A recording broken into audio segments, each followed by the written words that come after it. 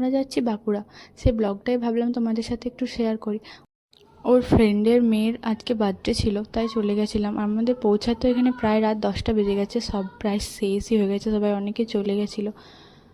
অনেকটা দূর আসলে আমাদের ওইখান থেকে। ওই পুচকি মেয়েটারই হচ্ছে আজকে বার্থডে, ওর 5 ইয়ার্স কমপ্লিট হলো, তাই পার্টিটা দিয়েছিল। এবার ওদেরকে 3জনকে একসঙ্গে বলছে একটা ফটো তোলানোর জন্য, সব ব্যবস্থা চলছে সবাই মিলে। ও আমার সাথে তা করতে লুকোচুরি খেলতে চলে এসেছে।